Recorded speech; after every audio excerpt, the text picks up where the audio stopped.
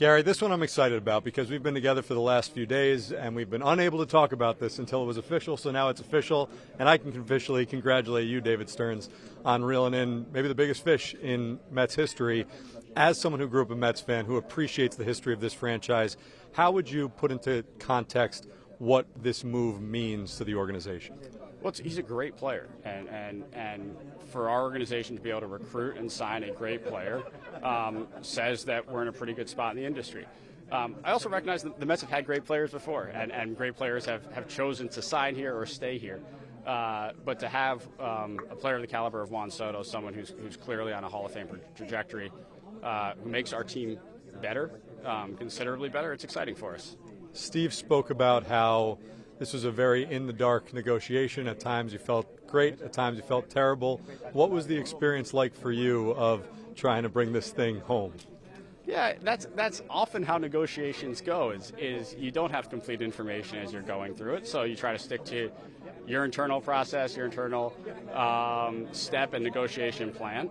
And I didn't know where this was going to go. I really didn't. I thought we were putting our best foot forward. I thought we were very aligned as an organization as to what we wanted to do here. And ultimately, we're very fortunate that he chose us. When you got that call, were you surprised, or at that point did you anticipate it might be coming?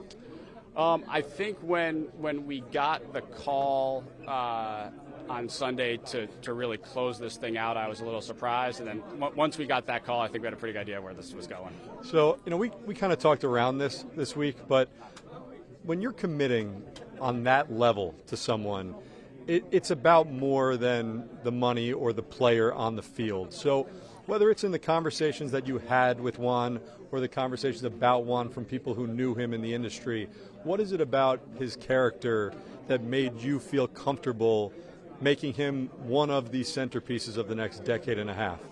What we consistently heard about Juan is that he works incredibly hard, he cares about his teammates, and he cares about winning. And that fits with a lot of our leaders on this team. I think he's going to fit in very well. I think he's going to continue the efforts that a lot of our leadership group made this past year in terms of accountability, in terms of working together and pushing forward. And I think Juan's just going to add to that. When you look at this team as a whole now, where do you still feel there need to be additions, and how much room do you have to continue to maneuver and add? Look, I think we have the ability to add in a variety of places, really in every segment. I don't feel like there is a defined need in each segment, but we certainly have the ability and ways to make our team better, whether that's in the rotation, in the pen, in the position player grouping. And we're going to do that while balancing our desire to allow some of our younger players to still play. And that's something we talk about a lot, something that Juan also believes is very important. Remember, he was 19 when the Nationals gave him a chance to play. And so we know the importance of youth and continuing to allow our young players to develop. And so we're going to balance that with also bringing in some established veterans. David, congratulations. I know you have a lot going on today, but we appreciate a couple of minutes. Thank you, Steve. I appreciate it.